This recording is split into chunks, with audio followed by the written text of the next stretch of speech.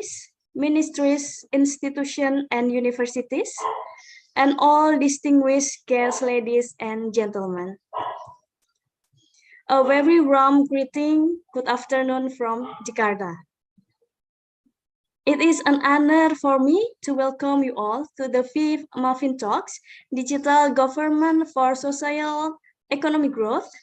This talk is presented by the Research Center for Macroeconomics and Finance BRIN in collaboration with the Directorate of Economy, Employment and Regional Development Policy, Deputy for Development Policy BRIN. To begin the occasion, I would like to invite Dr. Zamroni, Head of the Research Center for Macroeconomics and Finance BRIN, to deliver an opening speech. Dr. Zamroni, time and screen are yours. Thank you very much, Bu Melinda. Assalamualaikum warahmatullahi wabarakatuh. Good afternoon, good morning to everyone. On behalf of National Research and Innovation Agency BRIN, here as the head of Research Center for Macroeconomic and Finance, I would like to give a warm greetings to first honorable guest, digital expert policy analyst, digital government and data unit, Ms. Song Ju Park from UCD Paris. Good morning, Ms. Song Ju Park. Here in Indonesia is good afternoon. Honorable guest, expert in data-driven enterprise, Mr. Auzan Hilman from Big Box PT Telkom Indonesia. Selamat sore, Mas Auzan Hilman. Selamat sore, Pak. The third one is a multi-talent digital expert, Bapak Baktiar Rifai, PhD, economic researcher for digital government and digital economy from the Research Center for Macroeconomic and Finance BRIN. To honorable heads of Research Center from Research Organization, TKP, IKM, and other directors from BRIN, and also from other ministers. Also to Pak Edwin Basmar, PhD, as a postdoctoral program at Research Center for Macroeconomic and Finance BRIN. Today, he is as a chair or moderator.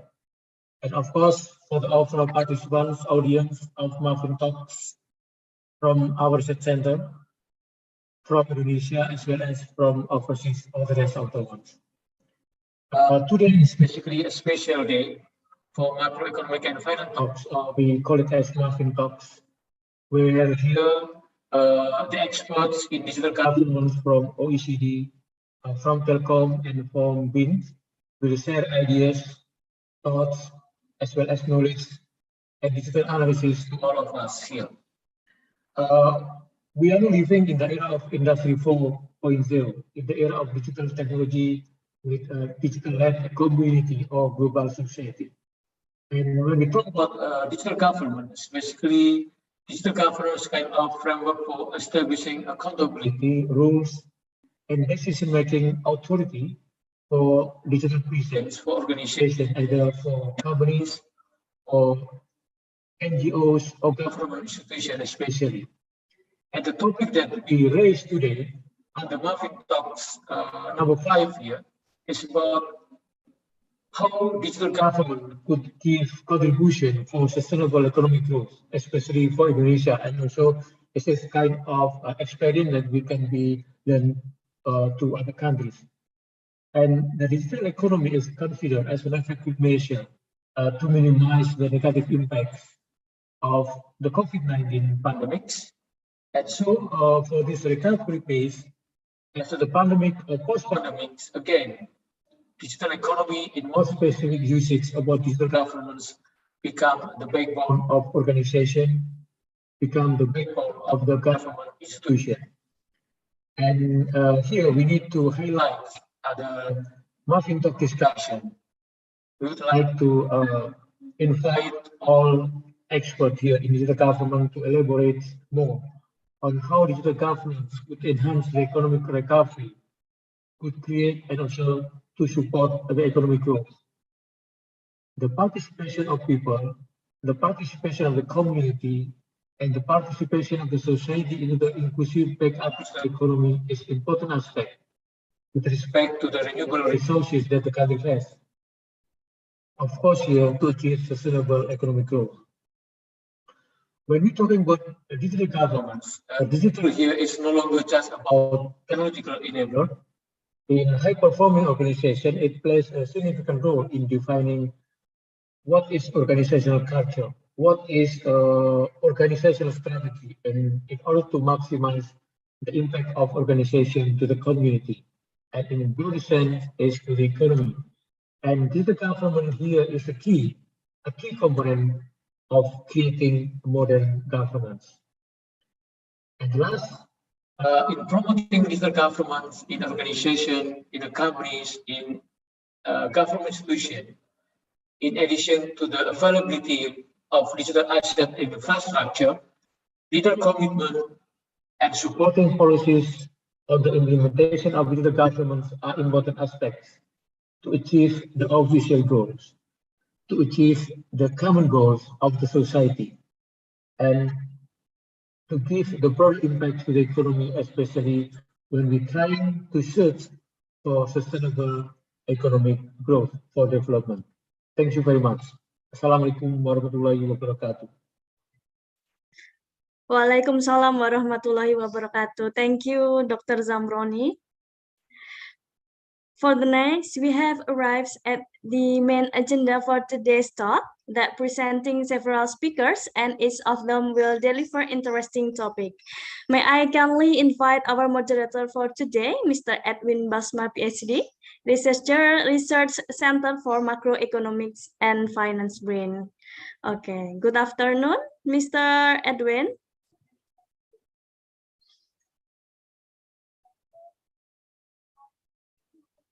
Good afternoon, Mr. Edwin.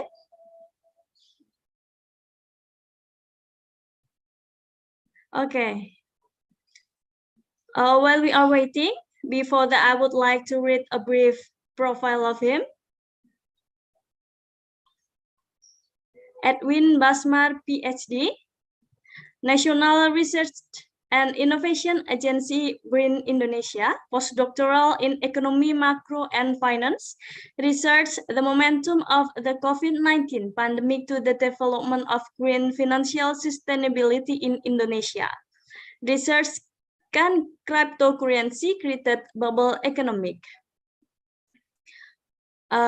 Doctoral of Philosophy in Economics from Northern Illinois University of USA. Research analysis of the monetary policy and the stability of economic growth in Indonesia. Doctor of Philosophy in Economics from Hasanuddin University, dissertation, the analysis of financial cycle and financial crisis in Indonesia.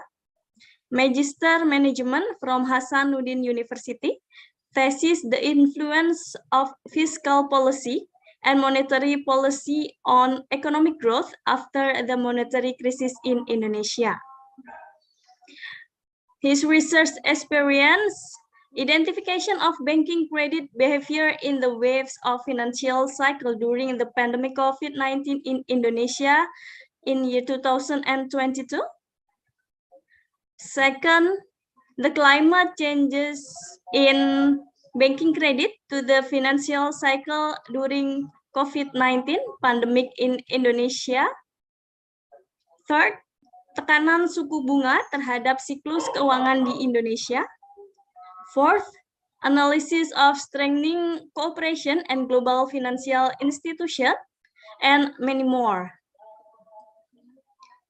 In book experience, first, Manajemen Siklus Keuangan, Teori dan Implikasi in 2022. Financial Technology, Sistem Keuangan Digital in 2022, and many more. Awards and honor, Sandwich Program, Sandwich Program Dikti Grantee, cum laude from STIM Bongaya, cum laude from STIM Nitro D3 in 2000. Okay, so good afternoon, Mr. Edwin.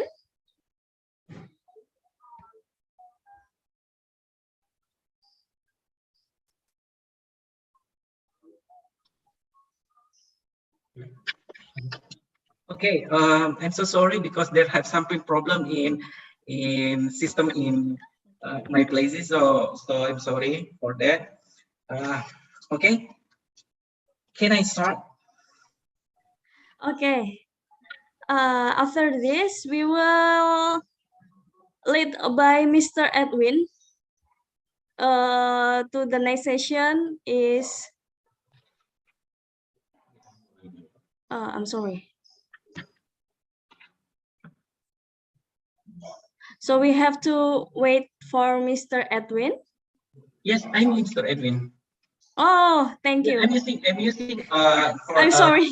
Yeah, because the name of the account is Zambrone. So yeah, I'm sorry. I'm Edwin. I'm sorry. Okay. Yes, Okay, Mr. Edwin, thank you for coming, and the time and screen is yours. Okay, thank you, Ms. Lian.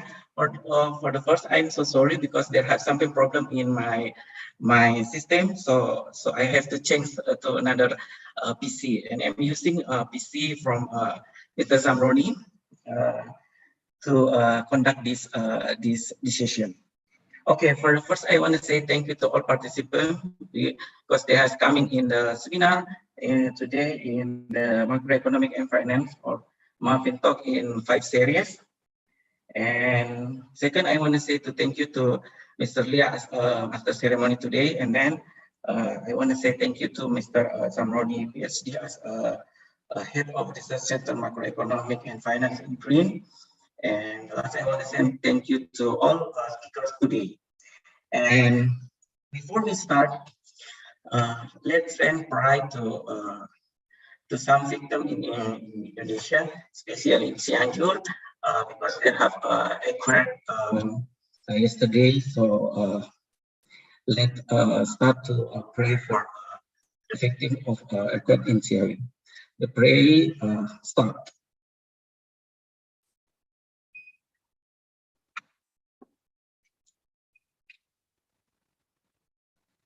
Amen.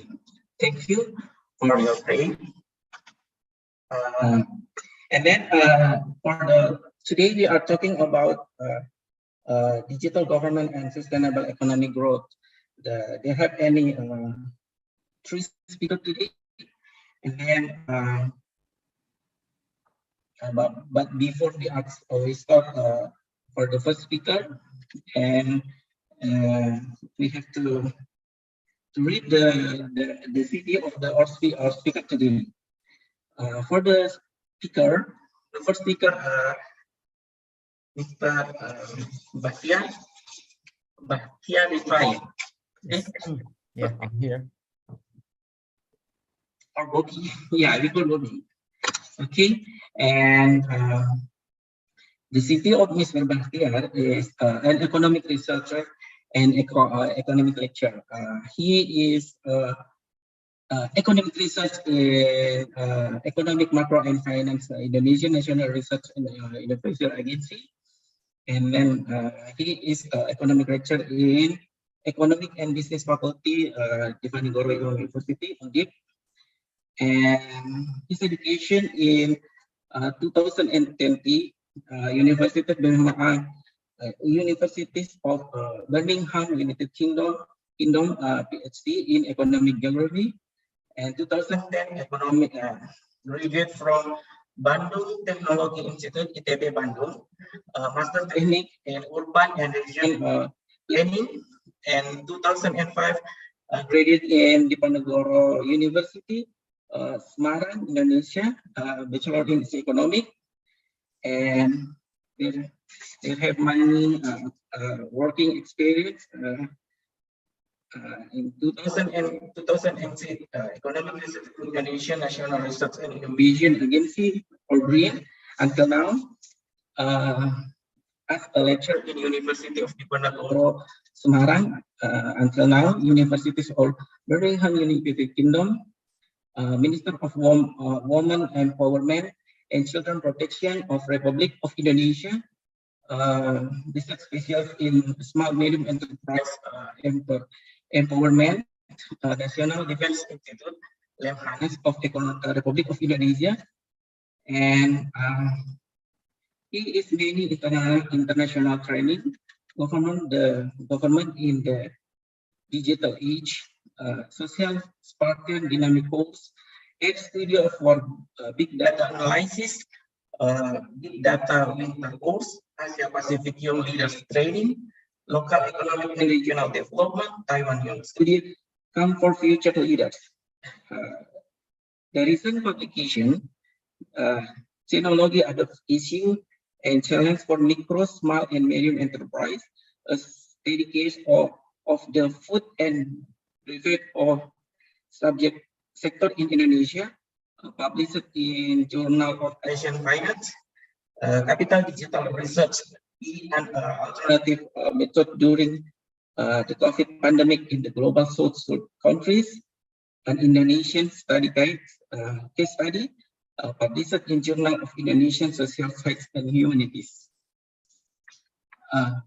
His research collaboration experience, there are so many, such as the readiness of digital government transformation in Indonesia, using digital data for better policy making and public service, collaboration between economic research institute for Asia and East Asia area, and then impact of the impact of institution dimension on open data implementation, case study of Indonesia government agency, collaboration with Griffith University Australia, developing digital technology for small medium enterprise, collaboration with BRIN and PT Telkom Indonesia, and then same collaboration, promoting collaboration between research institute and enterprise on developing technology and acceleration local economic in Mandalika, NTB, Nusa Tenggara Timur, Indonesia, and Manila. For research method skill for quantitative approach, economic modeling, system dynamic development index, technological and innovation evaluation, feasibility study, impact analysis, in quantitative social integrative approach, social national analysis. Yeah, I think that there is many activity for Mr. Bahtiar Pai.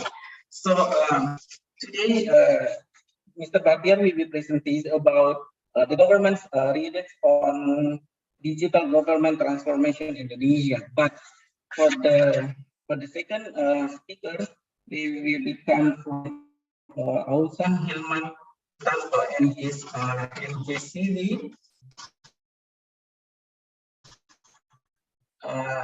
For the academic course, he graduated from Telkom University, Bachelor of Telecom Engineering in Bandung, and the senior high school in Bogor, junior high school in Bogor, elementary in Sidoarjo.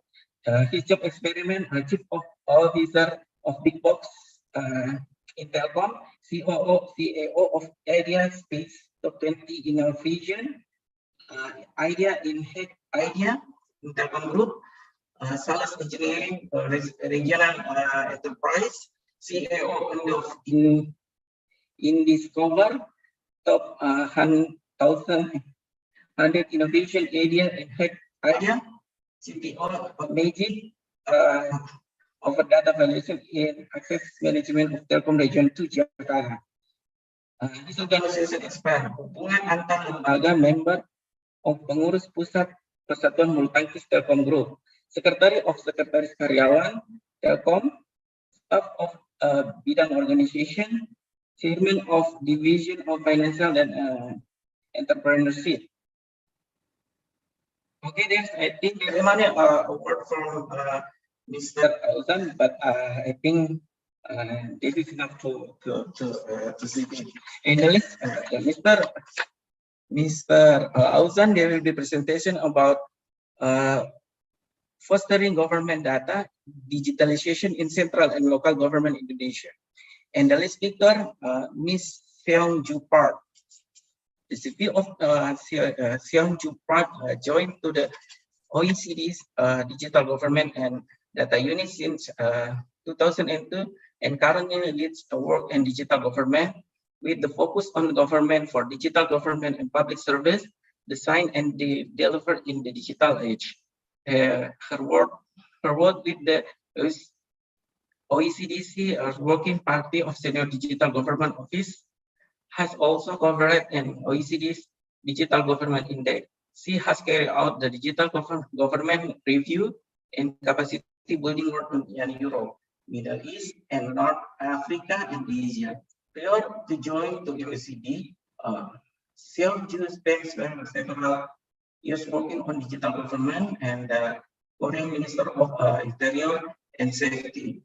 Seong Ju held in international legal of right and NPS in diplomacy and security.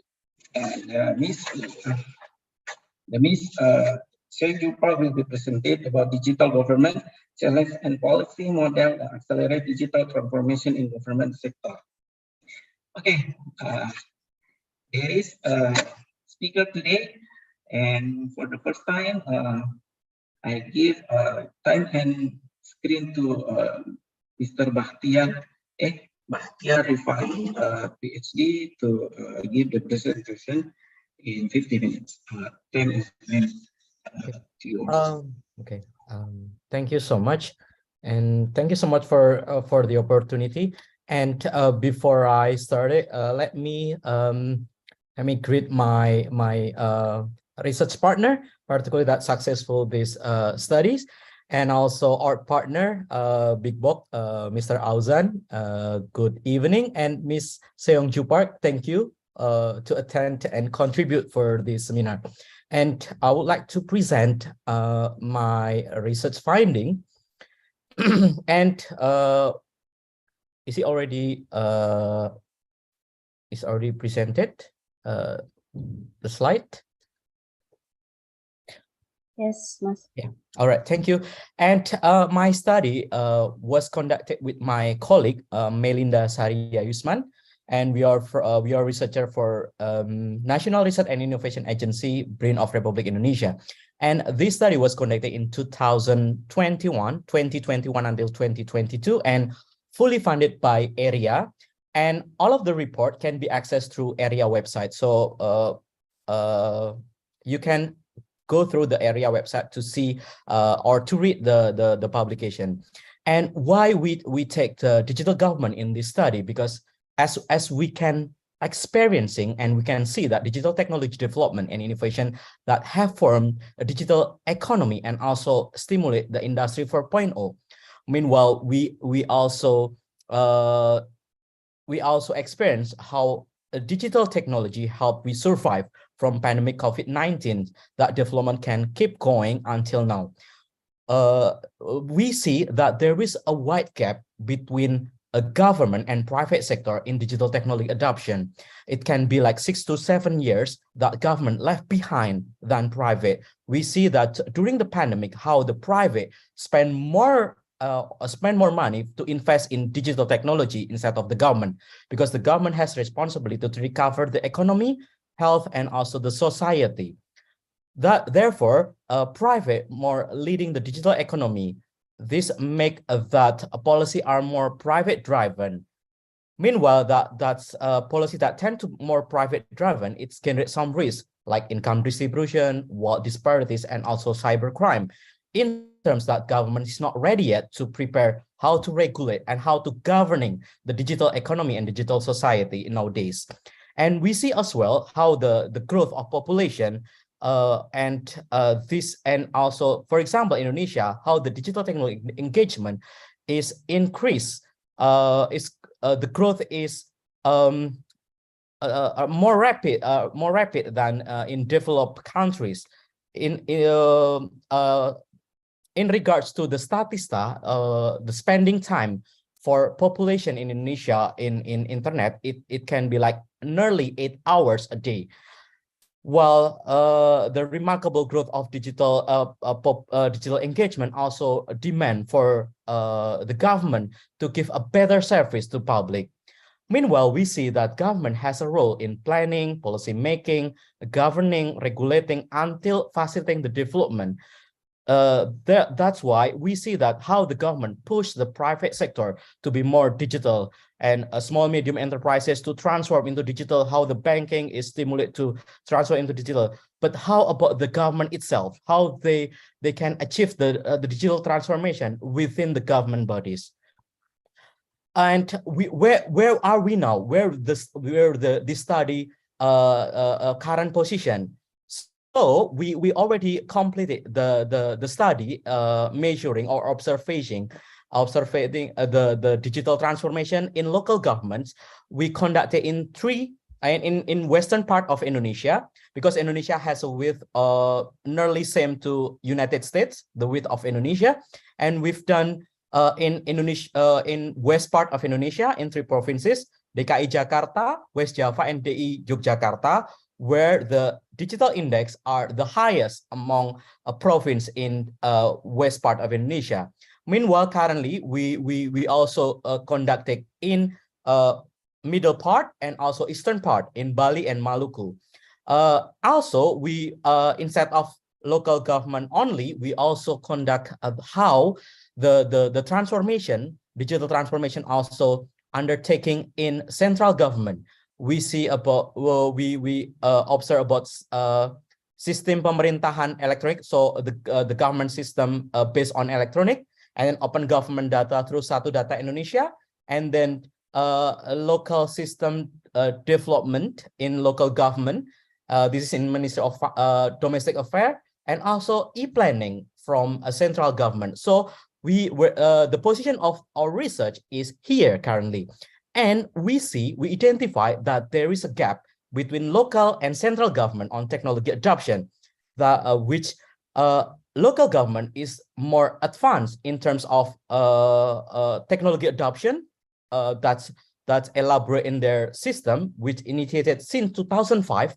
Meanwhile, in central government, it started in 2015. So we found that there is a 10 years gap between central and local. And after we finish the central government, we go into the regional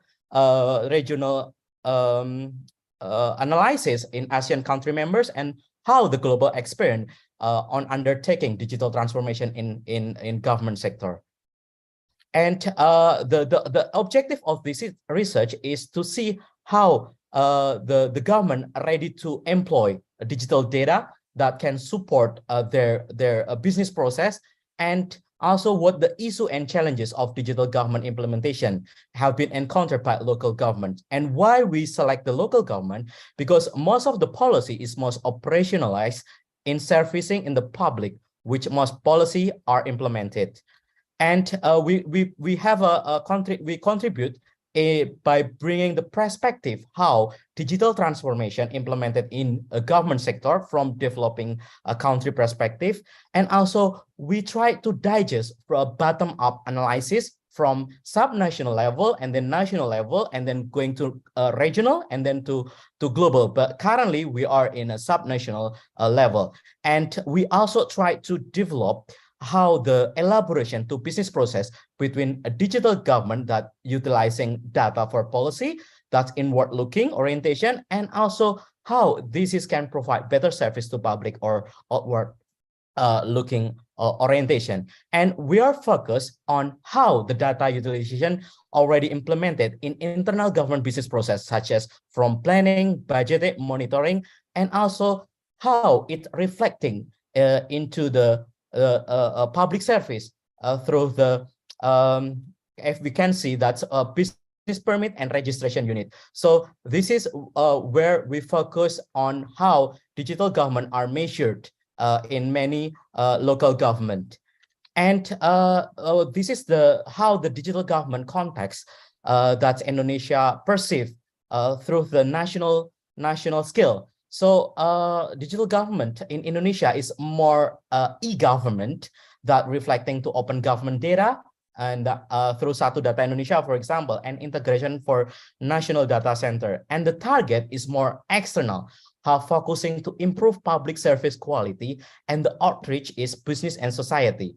And also one of the motivation to implement digital government is to implement good corporate government, or GCG.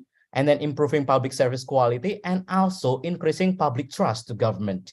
And how the policy is relevant is a public service improvement. And how it's reflected or how it's implemented is mostly by upgrading the digital technology infrastructure in public service, and also to create integrated system and data, and also data security and business process guideline. And we select 3 local government in DKI Jakarta, West Java, and DI Yogyakarta, and we employ primary data, in-depth interview, and also questionnaire online. And also the last is we triangulated through a focus group discussion. And this is the journey of digital transformation in government sector in Indonesia. It started from 2001, how the president released the instruction about utilization ICT to the government process, continue to e-government in 2003, and then open government data through the law number 14, and then continue until 2022, like the ratified law personal data protection. And every government organization must have a data architecture and the roadmap, how the electronic based system implemented by December 2022. And this is how the digital government, a gap between central and local government. In central government, we can see that we have the digital roadmap of Indonesia. We have a government system based on electronic, and then we have a Satu Data Indonesia or open government data, and we also have the system information of local government. But none of them already integrated. Meanwhile, for the vertical from the central to the local, we only sistem informasi pemerintahan daerah from Ministry of Domestic Affairs that link to local government, while local government currently have 600,000 applications that's released or launched before the central government developed this. One of the argumentation why central government left behind or a bit late to release the national digital system is because they need to accommodate how the various characteristic of Indonesia that consists 338 provinces or 600 sub provinces. That's why it take it longer. And also the system is developed by vendor rather than in-house development that can be more customized and also flexible to accommodate what's the interest or from the local government needs and also central government needs by ministry or government bodies. And the process of digital government in a national scale is started from Indonesian Vision 2045, that's to achieve Indonesia contribution to 40% of Asian market on digital economy is by utilizing digital technology. So one of the goals of the central government is by promoting evidence-based policy that it can be achieved. One of them is by employing the digital data. And also the government launched the digital transformation roadmap in the 4 priority areas like digital government, digital economy, until digital infrastructure. And this reflected on government electronic based system, SPBA, that's covered the relation with the stakeholder.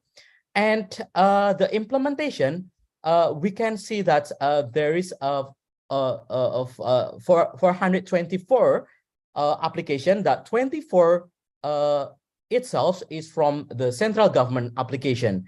And 60% this application is more a general application that's rather than specific and sectoral. Meanwhile, it costs more than $80 million for 3 years to develop and also to maintain this application or the system. And if we digest going too deep how this existing application have been utilized, the utilization rate only 30%, and we see that we have 2,700 government database, but none of them interlink between database, and the data are not interoperable. So it's still like like eco-sectoral, it's owned and managed by every organization. And based on national index, we are in a stage 2, that unintegrated and non-collaborated system. And this is the findings, but I'll skip this. And this is the implementation digital government for the government business process, from planning, budgeting, evaluating. And from this picture, we see that only DKI Jakarta that has one platform system as a conveyor for data management. That's resourcing from data, how they collect the data as source of planning and policy making, even though this is still hybrid by online and paper-based, like for a formal meeting. But they try to initiate, particularly during the pandemic COVID in 2020 and 2021. They already started. And also they have make an input on apps. But what's make it differentiate between 2 others local government, that they have a conveyor system that can collect in different data from different organizations. So they try to integrate the system from, if I'm not mistaken, from 400, they already integrated approximately 37 different system organization. Meanwhile, there is a similarity between 3 local governments that's for permit registration, and the permit process is fully digital. Why? It's can be like a common system, because it's still managed and also driven by central government rather than local government. And the first findings, how the digital government perceived by by local government, they still see that digital government is transforming from a public service from face-to-face to online system. So we make a confirmation analysis. The first is from the organization level analysis, from in-depth interview. Meanwhile, from the staff level analysis, we utilize online survey from the staff from the local government bodies. And we see that there is a similarity between organization, between manager and also the staff, that see context of digital government is service, online service. So how this providing application that can booster public service, and also how it's implemented is by utilizing application. So it's more web-based system or mobile to increase productivity. And it's same, we see that 31.4% of the respondents see that daily task is more paperless. So they work utilizing application and web-based system to undertake daily jobs. And also, meanwhile, we see that application can solve bottleneck issues on service and administration. And meanwhile, in the staff, see that the digital application still not solving the issue in service and public administration in terms of how to create an innovation policy, because only 14.3% that already employ digital data as input for policy making. And we see that from the digital ecosystem, in DKI Jakarta and Jawa Barat already have a program for digital service, like Jakarta Smart City, and Jawa Barat has a Jabar Digital Service.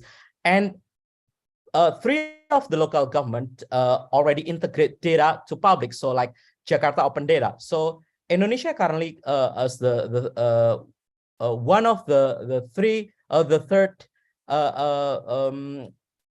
countries in the global that's already high in open government data. So it's not only in central government, but also in local government.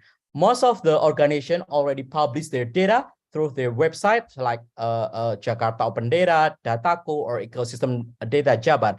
And most of the local government try to grab the different organization data into one platform, like Ecosystem Data Jabar or Jakarta Open Data or Dataku in Yogyakarta. And also how this is also reflected about the opening data to public in finance. They already publish it to the official website as well. And they try to open the communication to public through report and complaint through like Jaki. This is Jakarta Smart City, and in Jogja has Ilapor DIY, and Jakarta Jawa Barat has a Jabar Quick Response. And how the readiness in a policy, most of the motivation on transformation is to improve public services, and this can make an efficiency on managing in a local development. Meanwhile, in staff level, they support the manager. I mean, the argument of the manager that a public service improvement is the ultimate motivation for digital transformation, particularly to implement the accountability and transparency, and also to respond to the current situation. And even though this is not really popular, but some of the staff of a local government already seen that providing real-time data is necessary to support the accurate policy for the government. And they also see that if the government did not take the transformation, there are some risks like uncertainty business process and high cost economy, and the public satisfaction can diminish because untrust to the public to the government, how the budget spending and how the government servicing to the public. And the last, if the local governments not transforming into digital, they kind of weakening on their regional competitiveness. And if we see the implementation on digital government, most of the application already web-based system, is 95% of the total organization, or more than 450 in professional level. They already create a different application, and less than 20% of this application already integrated and the data already interoperable. So less than 20%. And most of the application are to service delivery, providing service delivery. And this is similar, the pattern between the managerial level and staff level. We can see the similar pattern. As you can see here, every employee should memorize more than 4 application. So this is another risk from a huge number of the growth of application is overlapping the application that has a similar system. That and then digital data, yes, already been produced by certain organization, but it's not really popular. We can see that here in staff level, only 15% that frequently produce digital data in daily business by utilizing the application, and only 8.1% that always producing a digital data. It means that their daily job already documented and already stored and already managed, that can be generate into a digital data. And it support the transformation support for the data openness, yes, by website, and it's they are agree, the staff level agree, but how the data that already created are barely never to be employed for policy making. So only 19.2% that utilizing the digital data for the policy making. The reason is because of the digital data are mostly inaccurate. So they still cannot produce digital data that sustainable, like sustainable, and also updating automatically. This is two of the reason why digital data haven't been employed for policy making. And the infrastructure is already in a positive way already provided by the local government. But the problem is between organization has not been integrated by system and also by the data. And the absence of data protocol make the staff a bit confused or a bit hesitate to create about the digital data. And we here see that most of the application are developed by the vendor or by the third party rather than in-house developer. This is one of the reasons why integration between organization has not been implemented or has not been connected. And from the staff literacy, mostly in a beginner, mostly is competent and proficient to operate the digital application. And here is like most of their work already supported by computer-based system. And yeah, we see that only 9.7% their daily tasks already documented into digital system. And why this the condition in local government exists because of there is a high intention to develop new application in many government bodies in local government, because of the what call like a training to promote to the level of manager. It requires of a reformation system, and mostly the participants or the head of or the manager perceive about this is by developing a new system or application. And for the selection process as well, if they are create application, they will get this high score for the training. That's why the what call like the number of application grew remarkable up to now. And the paradigm of digital is application. One of by develop an application can solve development issue, so it fits to all development function. This is many paradigm of the government staff in local, and we see the overlapping application, and there is R&D, research and development for digital, particularly how to test. Is it the application is urgently needed by the public or not? They didn't do this. They didn't do the market research, and also how the system will be utilized. So by operational, they didn't take this stage. And also there's a generation gap for the digital literacy, computing skill, and also speed to learn new skill. And in a level manager is similar with the staff level. So human resource and also insufficient infrastructure still hampering the process. But we see beside the constraint, we see that push and pull factor is the public demand. That's they want to get a better services from the government, because they will comparing how the services by private is much better, much faster, and more efficient rather than a government. Why still like paperwork and still walk in to process registration, for example. So this is the strong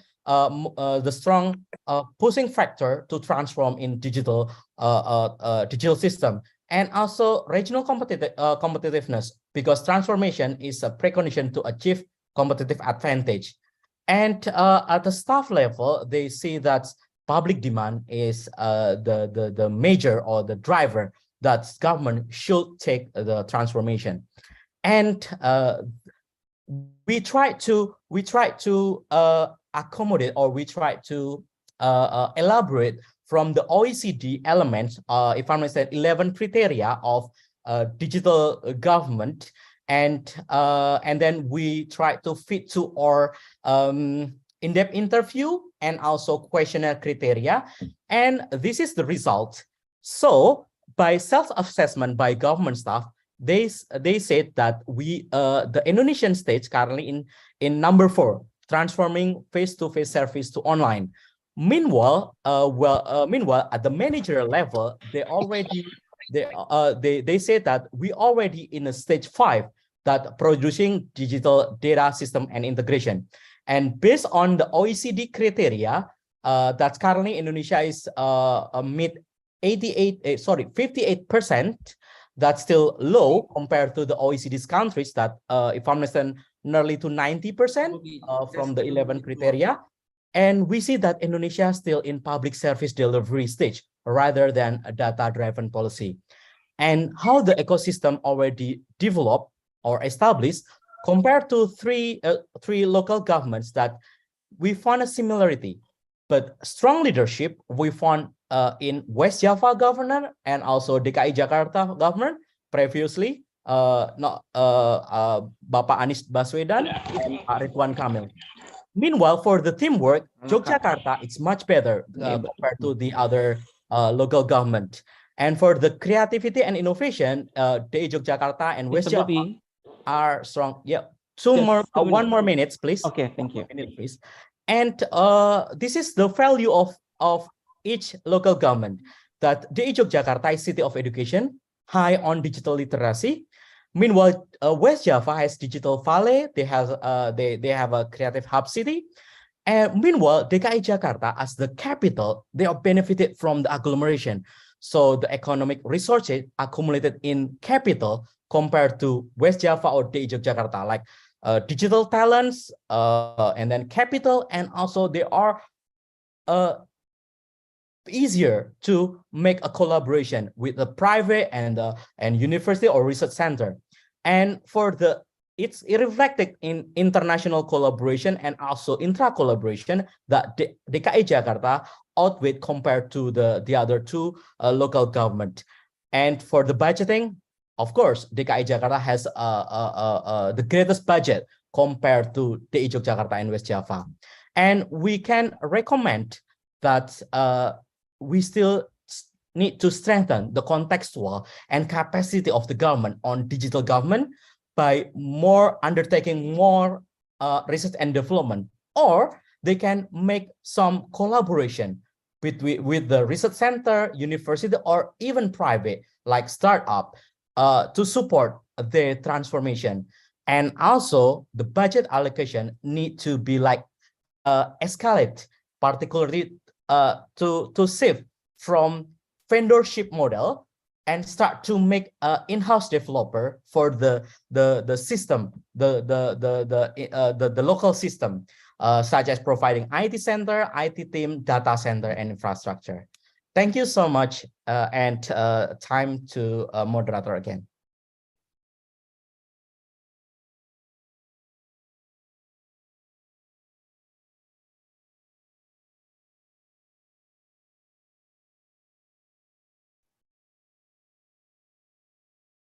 It's still mute, Pak Edwin.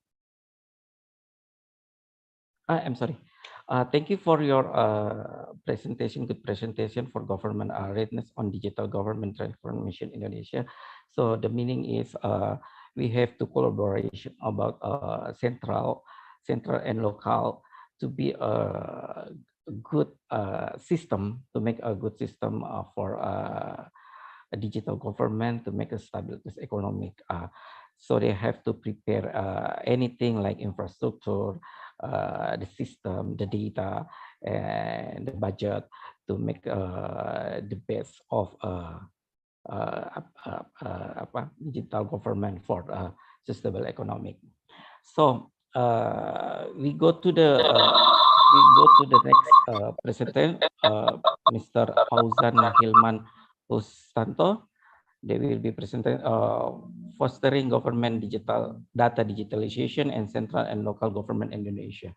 Time and screens yours.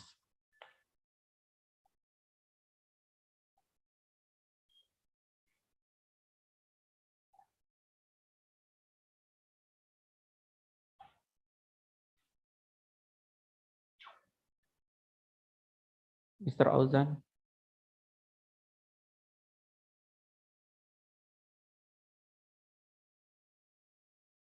Hello, can you hear me? Yes. Hello. Check. I think I have. Okay, can you hear me clearly, Mr. Edwin? Yeah, okay, Mr. Fauzan. Please. Okay, before I start, I will greet the moderator. Thank you very much for Mr. Edwin and also Mr. Bobby and Ms. Youngju. And I will share screen my presentation.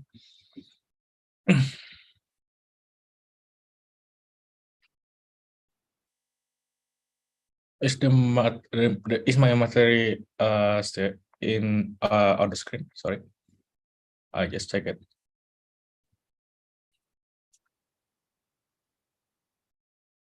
Okay, is my share screen is already on display? Yes, Mas. Okay, sorry. Okay, thank you very much. I am Auzan Hilman Santo, and you can call me Auzan or Hilman. I will discuss also the present about the fostering government data digitalization in central and local government in Indonesia. This is the interesting topic because if we talk about Indonesia, I think not many government have already adoption about the digital transformation. But first of all, there's one of the main reasons why we have to push forward the data digitalization. Okay, the main reason is about the pandemic COVID-19. And this happening around the world that it has impact to four main aspect in, especially in Indonesia. The first one is health and also the economic, because of the COVID-19, there's many company and also many business that collapse because of the COVID, and also the social.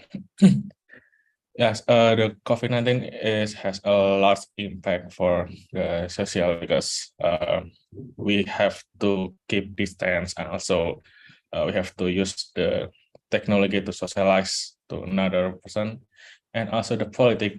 I think it's because the COVID-19 is like the political weapon for the political future to implement some decision.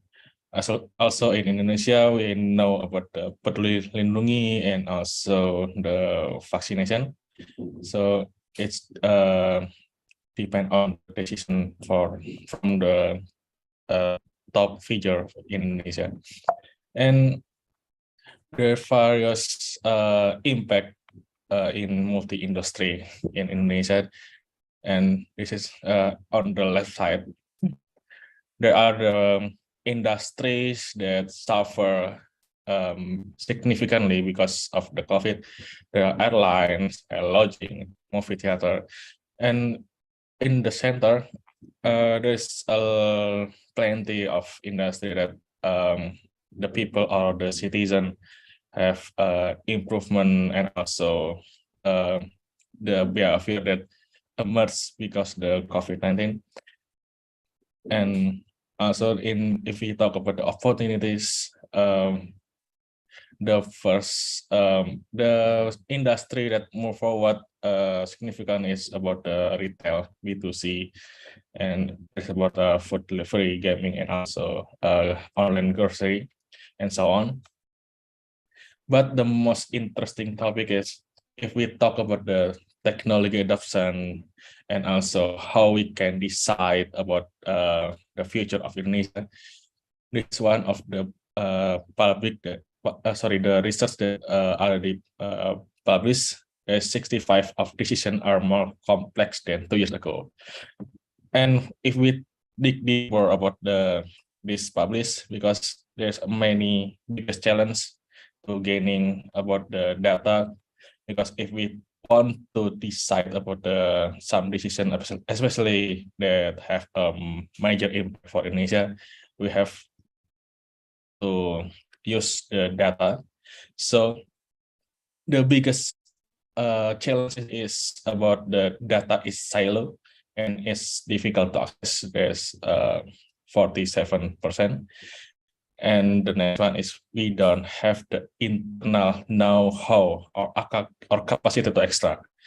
So those two challenges is the most common in multi-industry in Indonesia, especially in government, because the data is still silo in main institution. And also if we talk about the local government, there's many dinas of. So there's the tough challenge that have to overcome. Okay, but if it is one of the main research already known worldwide, the 20% of data, especially in government institution, is structured, so we can understood the best about the data that contain in it, but 80% is unstructured data. So we must take the advanced technology to understand the data, and also we have to modeling the data from the manual data, from PDF, from Excel and document, and also many more like the paper-based. Yeah, it's the unstructured data that many government institutions and I aware that that's the problem nowadays. But if we want to talk about the data integration, it's also the challenge. The first one is manually access different system. That's already said by Mr. Bobby. There's so many applications in Indonesia, especially in government. So if we want to integrate one after another, so we have to manually access. Yeah. And the second point is IT respond with point-to-point data integration. Yeah, we have to connect one database to another database, and this takes so much effort to integrate there. And the third one is takes too long to get answer to business user, because if we want to get them the best decision, we have to depend on the data that available in the database. So if there's so many database, it usually takes too long to get the insight and also to analyze. But if we talk about the technology nowadays, there's big data. The big data can help us to analyze the data better. So this is one. This is the 4 stages for the big data. The first one is foundational, and I think many government institutions still on the just data reporting. So they have like paper-based or Excel. So they just report the data to their top government, also the central government. But if we want to move, the next stage is about the relational. So we can know the relation from one data and relate to another data. But if we will talk about this, is in the roadmap for Satu Data Indonesia.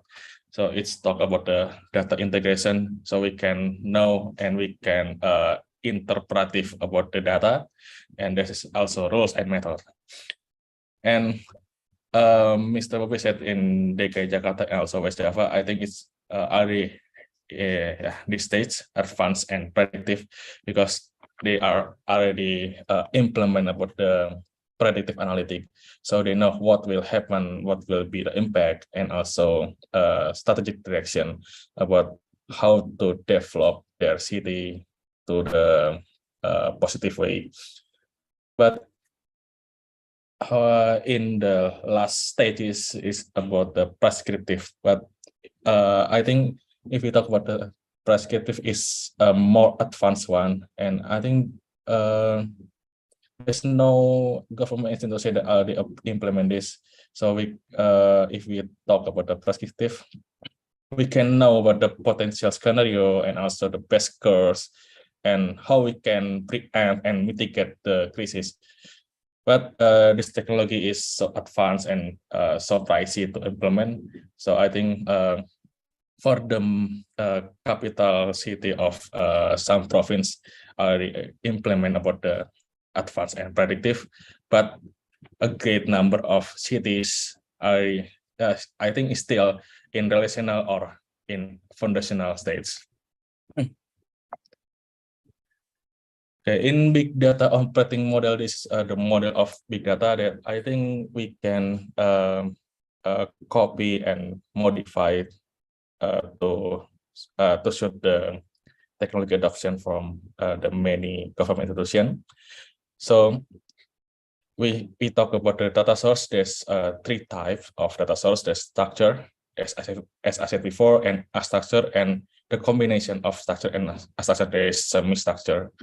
And the data source we can integrate, or we can manage by using the IT and data management. So we can manage, gather, integrate, extract data for internal and external source. And after that, we know about the organization structure and telemanagement, and we can analyze the data to insight and insight to action. So there is one of scope about the big data, and the gray one outside the big data unit. So it's about the people capability to comprehend about the data. And this one about the sponsorship and governance is about the policy, and also the sponsor from especially from the central government. And after that, we know how to implement, and also we can create innovation from data. And also, if we talk about the business, we can implement or adopt the new business use case. And after that, we know how to measure the outcome using KPI, key performance indicator. So we can get the value that have a best impact for the government and also the services. And if we talk about the next stage, it's about the decision support that I think the nowadays government institution is still on here. The machine support the decision, but in the future, the decision is automation. So it's about 80% the decision is already decided by the machine. So the human just have a little impact to make a decision. And I think this can make the decision faster and also accurate. And we have to move to here states. But what next, gitu? And if we talk about the value, there's the combination about the data, technology, and people.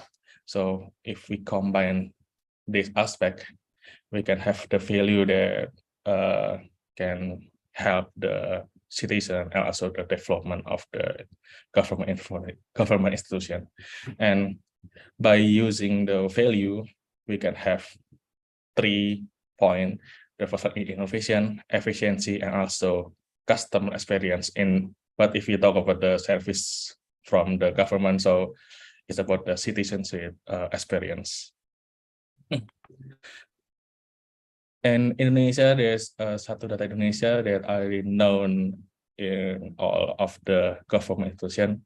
It's about the government initiative to improve the quality of government data governance. And also, if we talk about the further utilization of government data, isn't limited to policy making, but also as a form of fulfilling public data needs for the community. And there are the presidential decree number 39 of 2019 concerning Satu Data Indonesia that consists of 4 aspects. The first one is 1 standard, 1 metadata, interoperability, and also data reference. So here we are Big Box Data Platform. We are from Telkom Indonesia that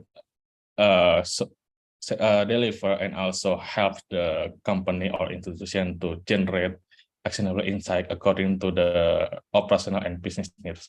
And we can implement on-premise, hybrid, or also public cloud. Moreover, a major brand and service provider have been rapidly adopting to our technology in Indonesia, including banking, telecommunication, healthcare, energy, media, and so on. So we already have many company and also many institutions in government that already adopt our technology, and we already achieve the awards and also recognition, including in Indonesia and the regional Asia Pacific. Okay, so how we can enabling Satu Data Indonesia, or in English term is One Data, Indonesia One Data. So Big Box started its work in the Satu Data Indonesia initiative by providing Big One. Big One is one of our product that solve the data hub problem. So Big One service as a solution to the data hub platform, especially for local government. And with Big One, we have already approached about 300 local government and also implement in 4 government, including Semarang City and Payakumbuh City, Kaur Bengkulu, and Regency. And also in Manggarai Barat. Sorry, I forgot to write in this section. But around 70 local government already test our platform using trial. So that's just a matter of time to implement fully about this platform. But how about the flow or also the architecture about the Big One? The first one is, we can connect all data source. No restriction, no limitation. We can connect about the data structure from, we can say Oracle, SQL, Postgre, and etc.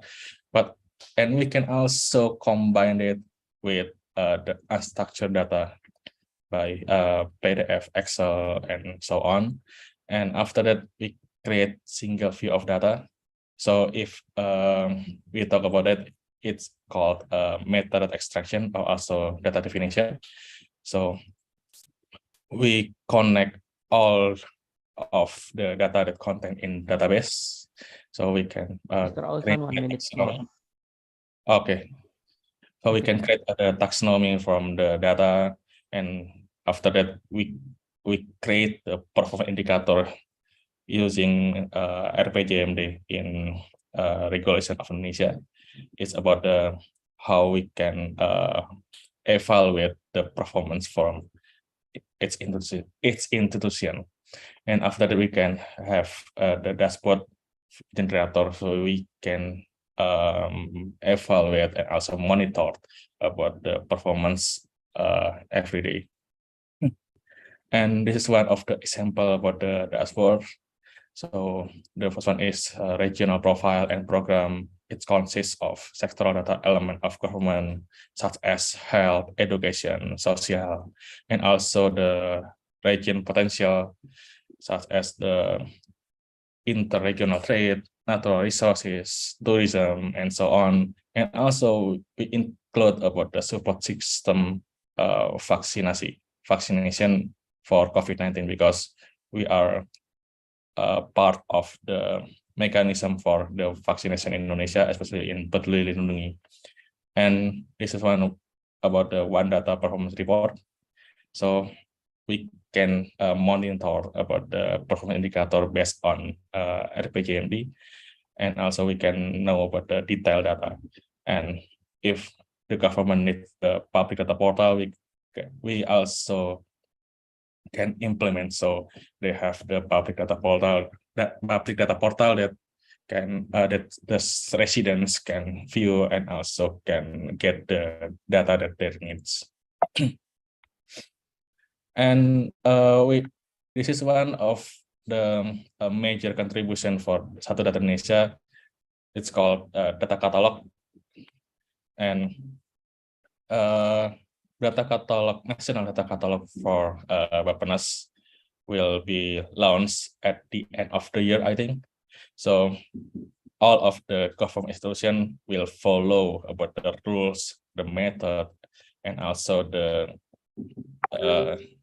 obligation for the data catalog national. So if they want to provide the data, they create the data, they have to follow this data catalog.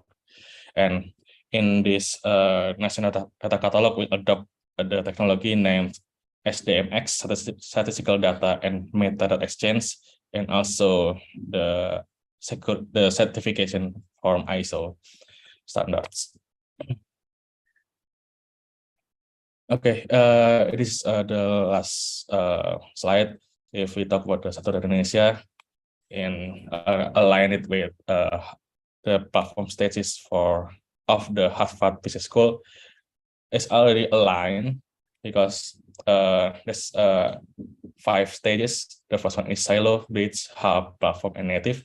But if we talk about the nowadays condition, many government institutions or many city and also many agencies in Indonesia, it's they still on this stage, the silo stage, because it's about the open data portal. They just upload the data and publish data. But the next stage in the Satu Data Indonesia is talk about the bridge data. So we can interoperability for the data one across another. So we can get the insight, the data from the another database. But the more advanced one is the hub, and this is one that still in developing in data catalog Bapanas. But many government will be know better for this data catalog at the end of the year after the launching. And the next one is platform. The platform is the more advanced one because it includes AI platform. So we can make the decision by the help of AI. And the most advanced one is the native. But I think it still take a long year later for the native states to implement in Indonesia. And I think that's all from me. Thank you very much. And I will give it back to moderator. Thank you. Okay, thank you for your explaining about forecasting government and data digital in central and local government. There are many solutions for how to be a good transformation data, because their transformation data can reduce how the activities of human being will be reduced by machine. So the most important is the good value for that data. We have to combine about the data, technology, and the people. There is a solution to be a good value for the using of the transformation digitalization. Okay, for the last presentation come from Miss Seong Jung Park, Division and Open and Innovation Government within the OECD Public Government Directorate, and they will be presenting about digital government challenge and policy model to accelerate digital transformation in government sector. Ms. Yes, thank you, Mr. Moderator. May I share my screen? Okay.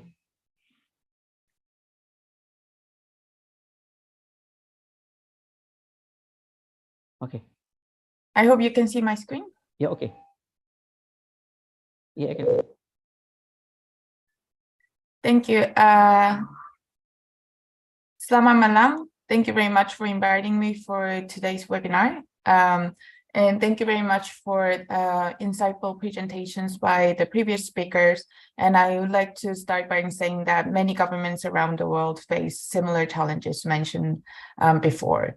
Just to mention a few, that many experience a lack of centralized guidelines, standards to ensure coherency across the public sector, and many things about how to reduce vendor dependency and duplicate of same services, and how to achieve interoperability across the public sector. So today, my presentation will be focused on the OECD's Digital Government Policy Framework. and also other areas that we are currently working with member and non-member countries. So what is digital government? To understand the concept of digital government, we first need to look at the word digital. Digital is a lot more than just technology. Like technology, digital means applying the culture, processes, business models, and technologies of the internet era to respond to people's expectations. Digital isn't just about organization that deliver digital product or services. A digital organization is one that can operate effectively in the digital age. So citizens are now used to buying products online that are delivered one day later. They can have live conversation. I can join a webinar, seminar in Indonesia, and book a nearest Italian restaurant based on geolocation. They can receive customized recommendation for movies and books based on their interest.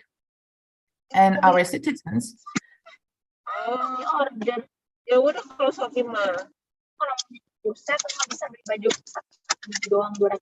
Sorry, can you hear me? Yes, Continue. Okay, sorry. So citizens expect the same from the government, same from public administrations. So digital government is the use of digital technology as an integrated part of government's modernization strategy to create public value. Digital government is about changing the way the government works, not just putting analog services online. It's what differentiates e-government from digital government. So e-government first came out when governments started to explore the opportunities offered by technology to increase efficiency through digitizing analog processes. The argument was fairly simple. Greater government efficiency would follow from reducing the quantity of access points and the reliance on paper. The e-government agenda morphed into a digital by default idea that assesses the cost of continuing to provide services in person as too high and set the expectation for services to be accessible online, and online only with those choosing to continue using offline channels facing higher costs and reduced support. This created new forms of exclusion for those needing in-person support and lacking internet access or the necessary skills and competencies. This approach tends to focus on technical means rather than the real-world ends. Conversations started with the emphasis on what the technology can do instead of what an organization is trying to achieve. It also disempowered and disengaged politicians, public sector leaders, service managers, and frontline staffs. By framing conversations primarily in terms of technology and all the jargons that comes with it, it says to those groups, your expertise and experiences aren't relevant here. Leave it to the digital expert. So in a rush to make things available online, the result has been government central services that reproduce bureaucratic procedures that have been done offline, but now online. This led to results that did not necessarily bring more convenience to the users. On the other hand, the digital government is not about putting what was on paper onto the internet. Where e-government had a technology focus, digital government is about embedding a digital culture throughout the practice of government that focuses on meeting the needs of the users by re-engineering and redesigning government services and processes. Technology is a background enabler, woven into the ongoing activity of improving government, rather than the driver of transformation. Digital government is critical in encouraging an open and user-driven approach that rethinks and redesigns the interactions rather than simply moving bureaucracy from one channel to the other. So how does the digital government look like? How can we assess the digital maturity of the government. So based from there, the OECD developed policy tool on digital government policy framework. The DGPF is a tool designed with 6 main characteristics of digital government: digital by design, data-driven public sector, government as a platform, open by default, user-driven, and proactiveness. So I will go one dimension by dimension. I will try to be quick so that we can have some time for discussions after.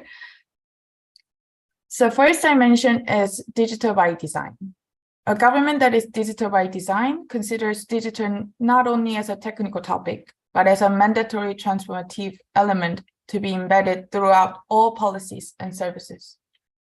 This implies capturing the potential of digital technology and data in the early design stages of services to rethink the interactions between users and the government. The aim is to simplify procedures, innovate public service, and open up multiple channels of communication and engagement with the public and private sector. Digital by design is not digital by default. It does mean putting an existing analog service online. Let's take an example of the UK. So in UK, people over 40 are entitled to regular pre-health checkups. They're designed to spot early signs of a largely preventable conditions. And how does it work? People usually get a letter in their mailbox, letting them know that they're entitled to a free checkup, encouraging them to book a medical appointment. But you know what really happens?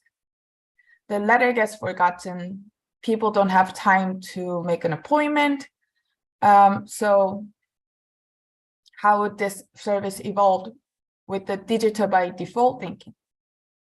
Most likely, the government will send an email rather than a letter. But not much will change.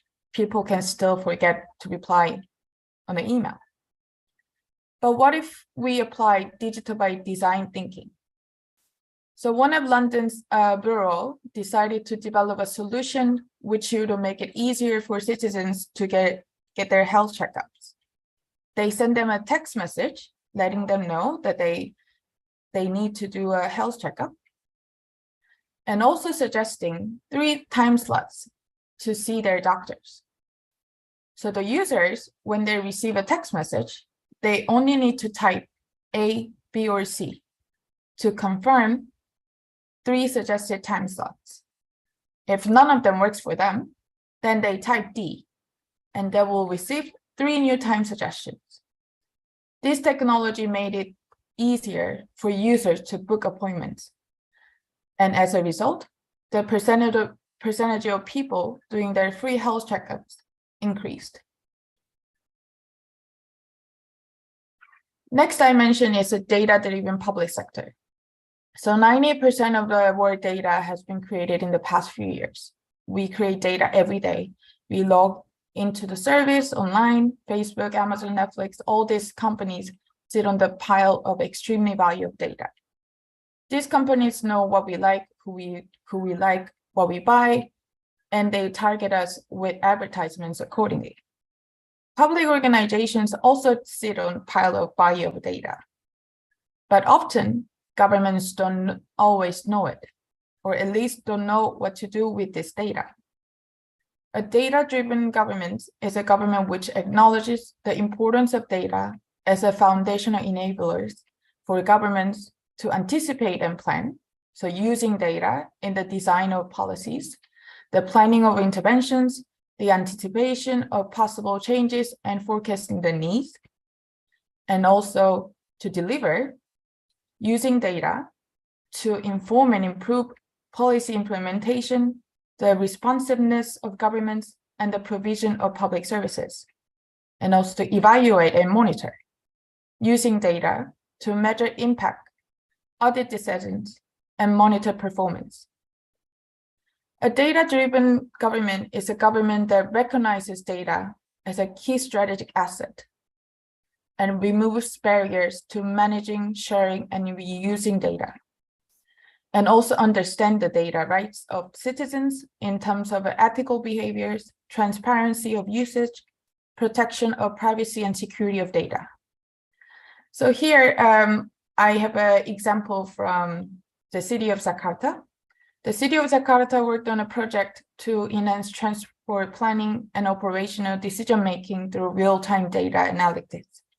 Using data from Transjakarta, the city's rapid bus transit system, buses and passenger stations, the project mapped origin-destination trends and identified bottleneck locations to inform whether new routes are needed.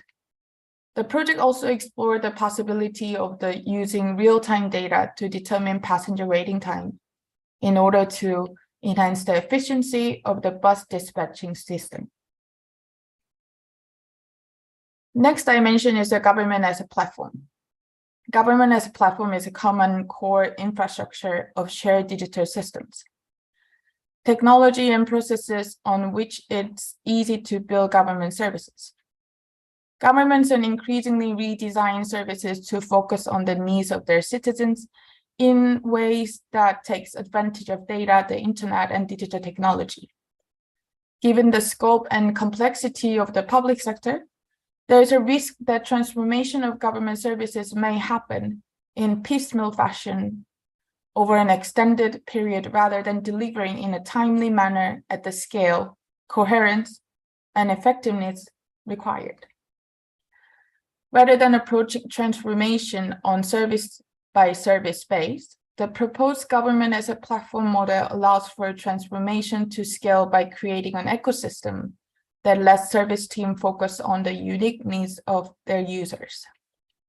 This model of government argues that it is possible to arrive at the irreducible core of essential foundational infrastructure on top of which public and private developers would innovate, with the role of government being to enforce regulations and to ensure that the constituent elements function well together. This common core infrastructure of shared digital systems can include best practices and guidelines, datasets, tools, and common components such as digital identity, notifications, payments, and design systems. For example, we have an example from Canada as a notification service called Notify. Notify is a service available to all government departments, which allows them to send emails and text messages to people who use their services in just a few simple steps. It would not make sense for all Canadian government departments to develop their own notification system independently. There will be a large number of duplicated services. The concept of government as platform is to provide all these common components to government organizations so that they don't have to reinvent the wheel every time they want to design or redesign a service. The next dimension is open by default. Digital technologies are now present at the very core of citizens' day-to-day lives. Revolutionizing the ways in which they interact and engage. A digital government is open by default when it shifts from top-down, centralized, and closed decision-making process towards a more proactive approach centered around openness, collaboration, collective intelligence, and innovation. Open by default means using digital tools and data to proactively communicating, informing, consulting, and engaging with external and internal actors to co-create public value. Involving those outside of government is critical in ensuring that government service teams understand and engage with the needs of users, building more user-driven services. Openness by default makes decision-making more inclusive. A digital government that is open by default can help make public policies and services more accessible to all by facilitating the engagement of those interested in joining up government decisions and bringing new perspectives to policy life and public service delivery cycles. It can help demonstrate it can help demonstrate decision-making to be democratic and allow a multitude of voices to be heard, making core government processes more inclusive. So here we have another example from London. The London City Hall, they published their smart city roadmap online using a tool called Trello. Each box corresponds to an activity of their roadmap with a precise deadline, the owner of the project, and then tasks. It holds them accountable to citizens, and also here citizens can freely comment and suggest ideas that they have.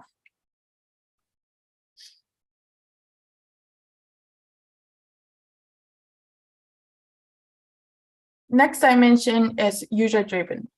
So governments have shifted from government-centered approach to more user-driven approaches. A user-driven approach consists in designing and delivering services led by the needs of public rather than assumptions of governments to improve quality of outcomes and create increased public value. It describes government actions that allow citizens and business to indicate and communicate their own needs and thereby drive the design of government policies and public services. So I will quickly go on to the example. So here we see a budget participatory initiative from Paris City Hall. They let citizens suggest project ideas, and all citizens can vote on the project that they think the most important. Paris City Hall then allocates funding according to the vote from the citizens. The last dimension is proactiveness. Proactiveness is the ability of governments to anticipate and rapidly respond to the needs of citizens rather than through a reactive approach. I see that I went over time, so I will go quickly to the example that I would like to share. The city of New York did an experiment using data analytics to predict the daily waste generation across the city. They combined 11 years of daily waste collection data with a range of other data sets they thought that could affect the estimation of waste generation. For example, weather, holidays, disaster, population, income, and house tenure, to look for patterns. The result was a model which assessed the relative importance of these criteria and predicted the waste each household would produce. It helps estimate future service demand in the short, medium, and long term, and the number of refuse trucks required. The last example I would like to share is how strengths in different dimensions of the digital government policy framework combined looks like. So this example comes from Portugal. The Portuguese government created a social energy thrift to help subsidize energy costs in 2010. The service required eligible users to sign up and register to receive the subsidies.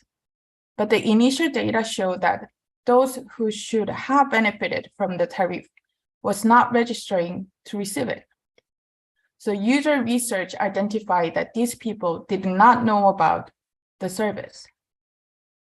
This promoted the decision to automate the process using Portuguese interoperability platform for the public administration. Data could be shared between the Director General for Energy and Geology, energy companies and tech system, and the social security system. As a direct result of being able to use the IAP, the now automatic social energy tariff resulted in an almost five-fold increase in the number of households benefiting in just 3 months. So this example demonstrates all 6 dimensions that I introduced. It is digital by design in the government, reimagining a policy, redesigning the solution to take advantage of technology, a data-driven public sector, by using data to understand initial rates of adoption, seeking an understanding of why adoption was lower than expected, and being able to measure the impact while also having the quality data in different organizations that allowed for the automated process to be carried out and data sharing to take place. government as platform in having the underlying technological infrastructure to facilitate a transformational approach to the service. It is open by default. By recognizing that solving a whole problem from end to end necessarily means collaborating across organizational boundaries to share data and collaborate effectively. User-driven. By recognizing and understanding the needs and behaviors of eligible users to design an effective service. And it is proactive. By removing the needs of citizens to initiate a transaction with governments, eligible citizens automatically receive the benefits to which they are entitled to without having to speak to government. So in order for this digital transformation to come to life, it requires governance that enables a clear, legitimate leadership with a strategic vision to drive changes across the public sector. I heard by previous speakers that sometimes many organizations are struggling because they don't have a clear mandate, or they don't have a clear standard guidelines when they're initiating digital initiative. I cannot go into the details due to time constraint, but the OECD has the e-leaders handbook on the governance of digital government, which presents a framework that supports governments to strengthen their digital governance. The framework provides guiding policy. 2 minutes more. Thank you. Guiding policy questions stem from the insights and knowledge of best practices of the OECD member and non-member countries. And this handbook can support policymakers to develop and implement digital government strategies towards being more mature, digitally enabled states. So here's the 3 critical governance facets. I will share the link to the documents after my presentation, so you can take a closer look. But I just want to point out facet 2, which is specifically introduce approaches that governments need to take to properly coordinate digital transform efforts across the public sector.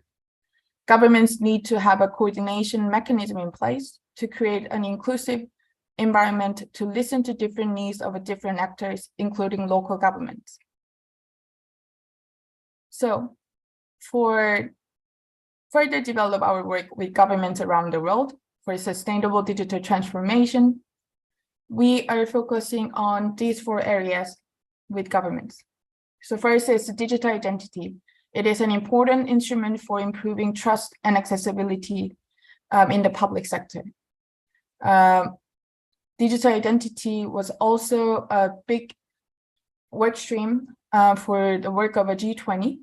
And then now OECDs are working closely with the governments to draft OECD recommendation that help governments to develop user-centered and inclusive digital identity system, strengthen the governance of digital identity system, and enable cross-border use of digital identity. And service design and delivery. We are working with governments to help them create more inclusive, user-driven government services that are fitted for the digital age. And digital government investment. We are trying to help governments to strengthen capacity to coherently and strategically plan, prioritize, fund, and monitor digital investment that support a sustainable digital transformation and help realize benefits. And digital public goods. Digital public goods helps governments to commodify and standardize key digital government enablers that otherwise would generate duplicated cost, fragmentation, and lack of integration. Thank you very much. If you have any questions, please, if we still have time, please ask me, or otherwise you have my email here, so feel free to reach out. Thank you. Okay, thank you, Ms. Jung Park, your presentation. You explained the good explain because you separate about digital and digital government. So the focus in digital process, digital technology focused by identity, service, and digital government information, and digital public concern. And then the last, you're talking about how to service about digital, and they have to using about the 6 dimension.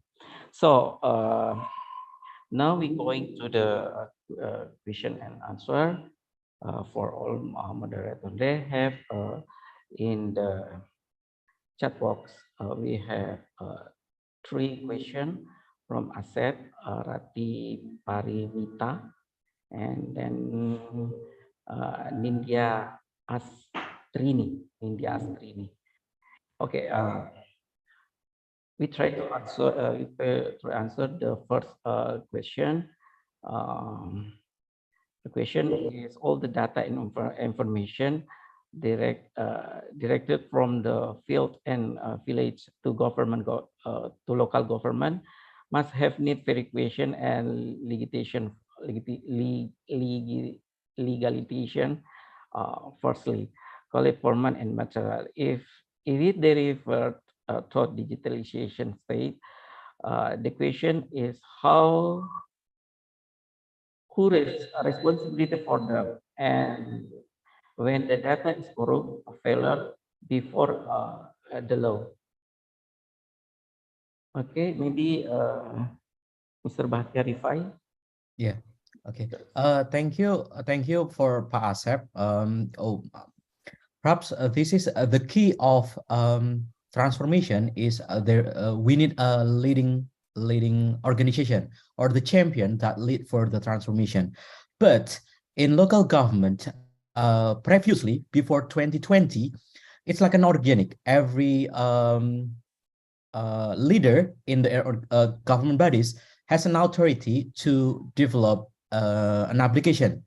But since 2020, there is an instruction that's only Ministry of Information and Telecommunication in central government, and in local government is Dinas Information or the Organization for Information and Communication that can make some assessment. I mean, it's like it's an assessment for each organization to make a new application.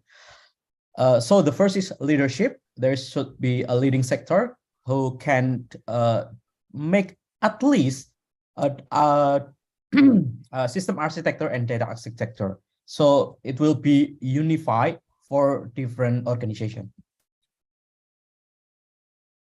So okay, thank you for the answer. And then how to Mr. Auzan to answer the question for Mr. Asep Nugroho. Okay. Can you hear me? Sorry. Yeah. Okay. Yeah. Okay. Thank you, Pak Asep, for the question.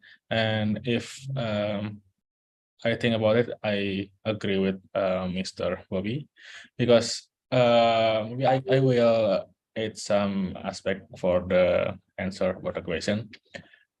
If we talk about the digital, especially about the data, it's mostly about the people that are responsible for the data, like security and also the accountable data.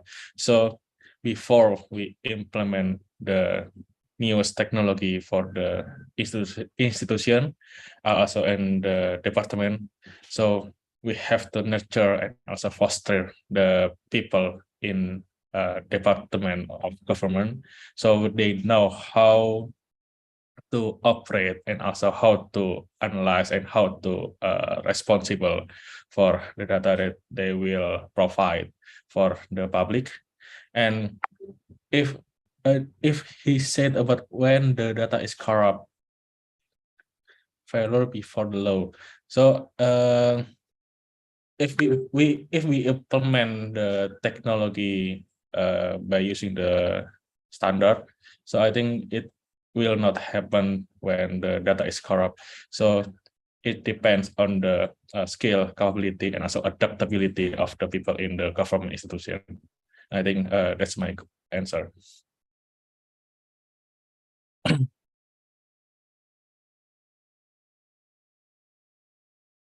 You are still on the mute, Mr. Edwin. Okay. The last time to answer, Miss Joy Sumpart, time yours. Thank you. I share all the points that shared by other presenters. It is really important for governments to establish a good governance and for data especially, and then have a leading organization that oversees the governing and then use of public data. And in order for governments to do that, there needs to be a legislation in place where it oversees not only the central government, but also local governments. Like for instance, in case of Korean governments have identified a person in charge of government data, not only in the central government, but also in the local governments. And then they established a mechanism in place to gather everyone together to ensure the enforcing the regulations and guidelines in place across the public sector. Okay, thank you. So this meaning because they have any interaction about local and central government to keep the data will be I mean there is no corrupt and another. So so that's why we have to there are responsibility for each other and institution to keep the data will be good. Okay, for the next question from Rati, but this question just only for Mr. Bahtiar Bobby. Mr. Bobby, just only for Mr. Bobby. She said that thank you for presentation in such interesting funding. The implementation digital transformation in government system is challenging. Could you share your thought on the different process business requirement in each government institution, particularly for the subnational agency? And can this be considerable as ego-sectoral with it is through each institution has different need in their process business. Also, there are different contribute to less interoperability between e-government and adopting the Satu Data regulation. Okay, thank you. Thank you for Ms. Rati Paramita. Yeah, before this, perhaps I will answer the second question. The eco-sectoral contribute to less interoperability between e-gov and Satu Data regulation, Satu Data Indonesia. Currently, I'm undertaking a research on open government data through Satu Data regulation and also e-government, and this is still going, and collaborate with Australian University, Griffith University in Australia. And the problem is there is an authority that each institution can develop an application. So it's a bit late that central or local government to select the champion to develop the data and system architecture. So this is one side. This is a good point that every organization or every government bodies are initiated to create a system or create an application. But the problem is every organization has their own vendor. So the different vendors or the third party is difficult to make it like an integration, because there are different language on like different computer language, different types of data, different metadata. So it's so challenging to integrate. For example, in central government, we have more than 70 government bodies, ministry, and then agency, and so on. And none of them is interconnected, at least communicate between one to each other. And if we come back to like before 2020, it's close to like the budgeting system. But start from 2020, the Ministry of Communication and Information already like pointed to to guiding the digital transformation. Therefore, that the budget, the budget to develop new system or even for maintenance, it should be by approval of a Ministry of Information and Telecommunication. It's also happened in a local government. Currently, I'm in Bali, in Denpasar, and I just met with the regional secretary. Bali is one of the province in Indonesia that already implement that everything should be under control of the champion. Not every institution make their own application. So this is what happened. And the second, the risk that the application is developed by the third party, not in-house developer, is they just do in their perspective. The perspective instead of the framework, how to integrate a different system, how to make the data can be interoperable. So how between organization communicate one to another. So this is the difference. If they develop the framework, at least it doesn't matter if the vendor can create the system, but the framework itself should come from the international organization or internal government. It can be of informatic and communication unit or a planning agency. It doesn't matter. But the key is the government itself understand what the public or the organization needs on the application or the system and how it can bring impact. So there are many stages to do this, and a different business process. So if the local government or the central government itself has an architecture of a system and data, it's easier to, like, for example, like we already developed a big conveyor. If we are in an airport, right, we have a conveyor. It doesn't matter that every every passenger can take the luggage. It's similar like that. So at least we have a big conveyor belt. So public can take the data from different organizations. For example, from health or education. It can be streamlined or it can be aligned if there is a one conveyor belt. And how to provide the conveyor belt? That's we need to point the champion. So modifying the needs of the needs of organization, it still can be accommodated if we have an architecture of the system and data. And the last is before the organization create a system, they should understand if I create the system, how it can produce the data and how the data can be utilized to support the business system within the organization and how to improve the public service. Most of the organizations that we met, at least we met more than 50 government bodies or government organization, and only less than 5% that understand this framework or this business process. Thank you, Pak Edwin. Okay, thank you for your answer. The meeting point is need and budget, because the government have to know the need, what the public need, and then they have to control about the budget. So that's why, and I mean, the requirement is different, but there is no the requirement, because they are such as Bali, they can make some requirement will be same in the every sector. So that's why some places they have different requirement, and some because the government have the needs and the budget of the how to make the good system or technology in institution.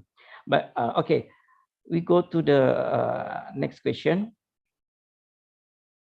This question for all speakers.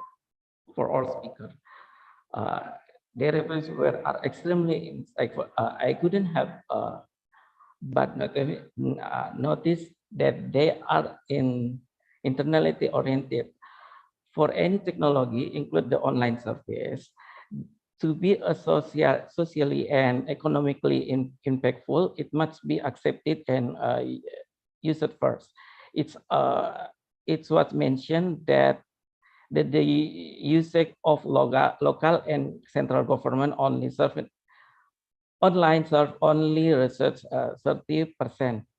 What effort being done now to deal with this underusage in your opinion? In your opinion, what kind of behavior change company to interface with this challenge? Okay, maybe Mr. Auzan. Excuse me, Edwin, is it possible to Miss Park first, because she's gonna leave very soon? Oh, if yeah, okay. Possible. Yeah, okay. I'm sorry, Mr. Auzan. We move to the Zhejiang part. Okay, thank you. Thank you very much. Sorry, I have to jump onto another call soon. I'm sorry. And then Lydia, sorry if I mispronounced your name, but it's really good question. This is, I think many governments around the world are asking themselves this question. And of course, there are many factors that we have to consider. However, I think that the most important aspect the governments need to think about when it comes to digital services is identifying the needs of the users. Often we forget, the governments forget that we don't consider the needs of the end service users. So it shouldn't be which technology the governments use, which services we make it digital, online. It should be from their point of view. How can we make their life better? How can we deliver better governments so that they don't need to interact with governments as much as they have to? So here we have identified that in a countries where there's a high percentage of e-commerce, so citizens are quite used to using digital tools in their daily lives. However, they lack the uptake of the digital services was quite low. It was because the government was providing services that no citizens wanted to use. So here you need to ask, each organization needs to ask themselves, are we taking into consideration the end user's needs? I think that should be the most pressing challenge that we have to face, Thank you.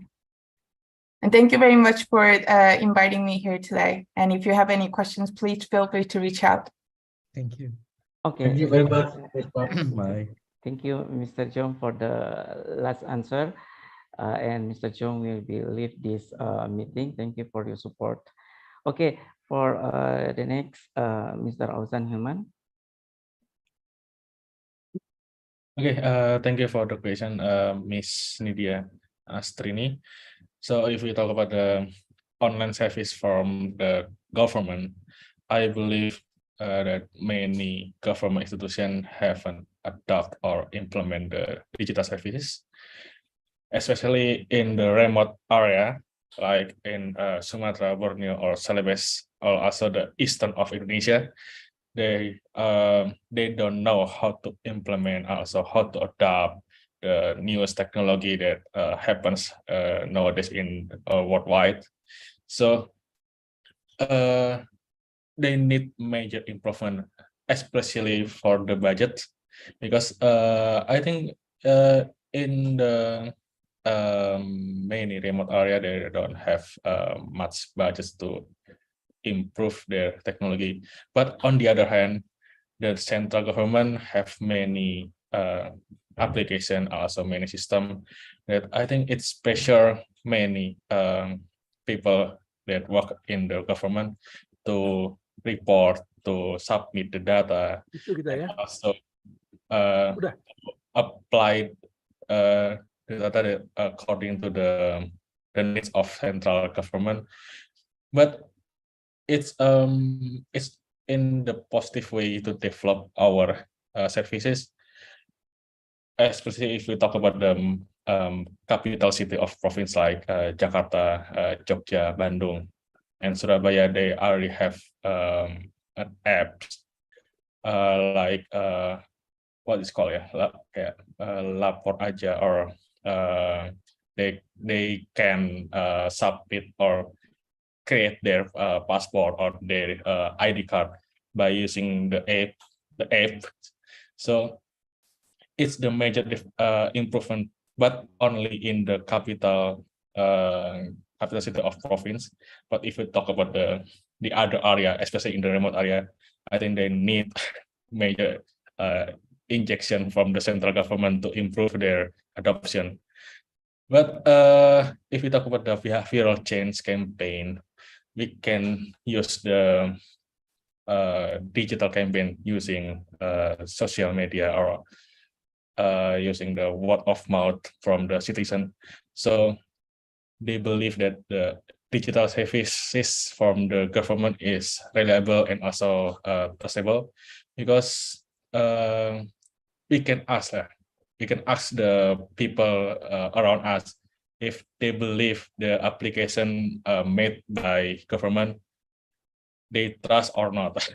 But I believe the majority of them will answer no, I don't believe the application made from the government, because they have many bugs, and also they think that the application isn't reliable to use, and also they ask about the security, especially for the Bjorka cases. There's happened nowadays that viral on the news that they what is called he can breach about the data from the BPJS, and also the many data that have the crucial impact for the citizen. So I believe it's need major improvement, and also many time to improve the development of Indonesia government digital services.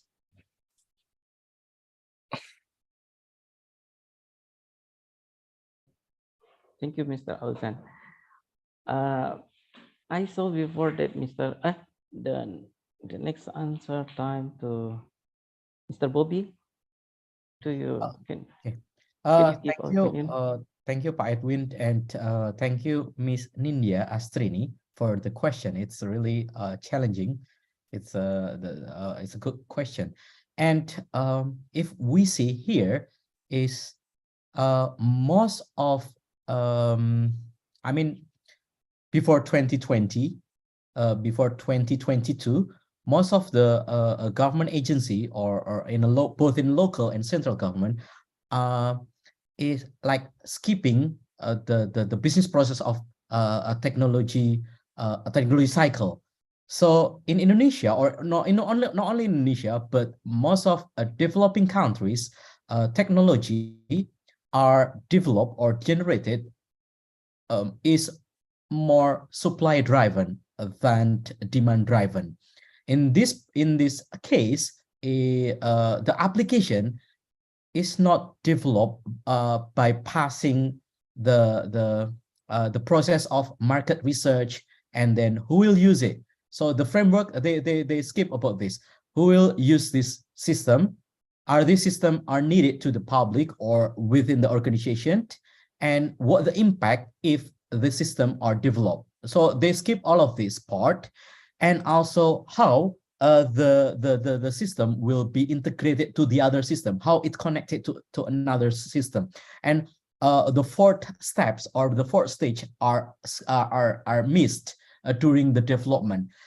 And most of the it's like like after the rainy season, it's like the bloom of mushroom. So currently Indonesia facing this stage.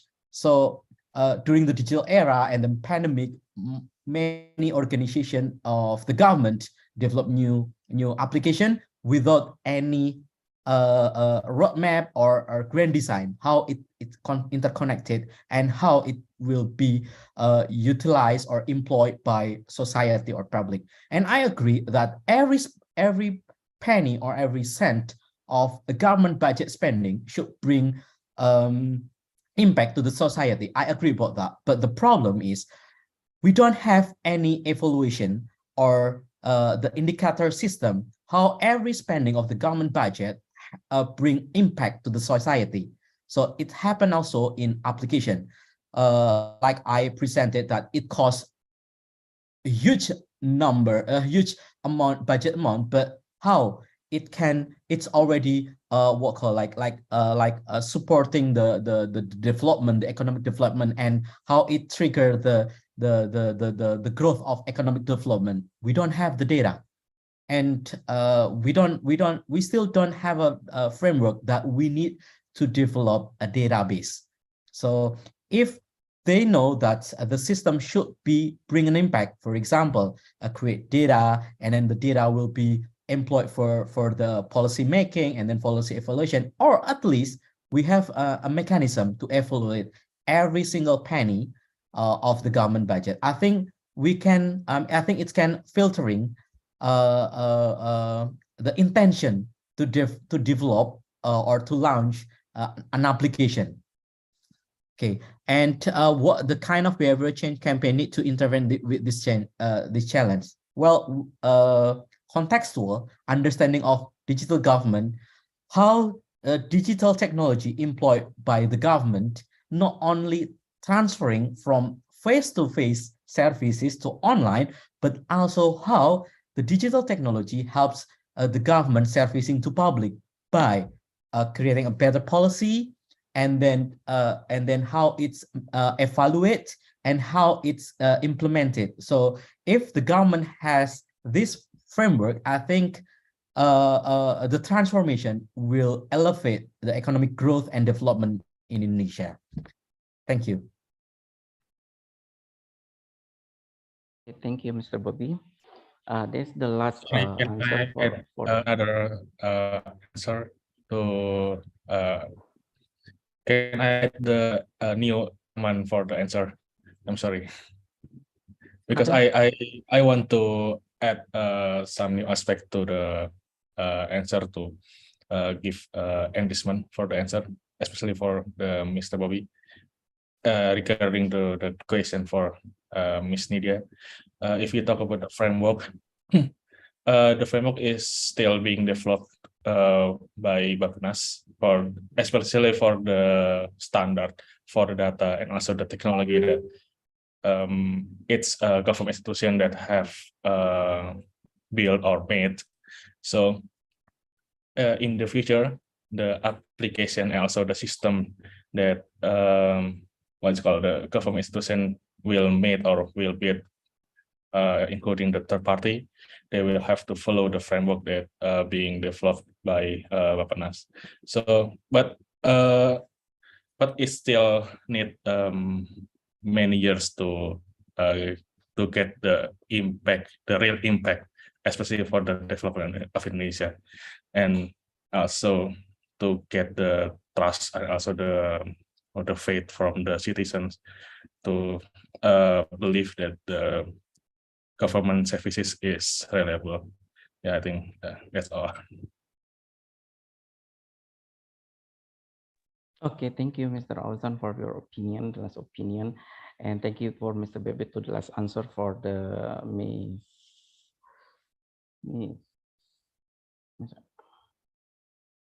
Anindya. Miss Anindya. Okay. The important thing, such as Mr. Auzan said, that the value is come from the data, technology, and people. So we have to integrate all the sector to create the data and using the technology to serve the better serve. So that is main point of this discussion, because there are many system and many sectoral that impact to transformation the data. Okay, thank you for the attention for the speaker. Thank you for Mr. Bobby. Thank you for Mr. Auzan for your great presentation and answer. And Thank you for the Miss Seo Jung part. And this is the last, the last part of this discussion. And now I'm giving to the Miss Leah as a MC. Thank you.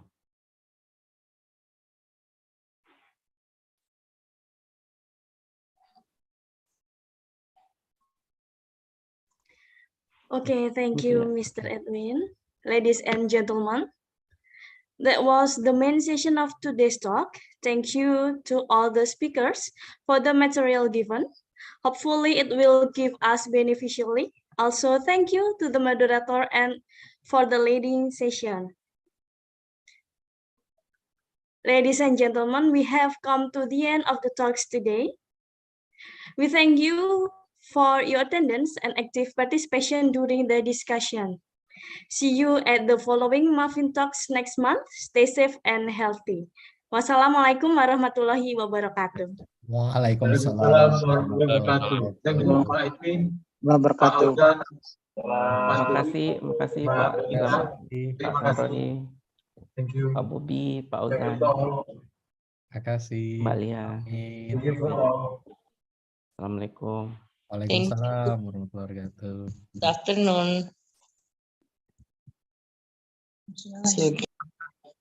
Terima kasih Bapak Ibu. Mohon izin live. Terima kasih Mbak Lia.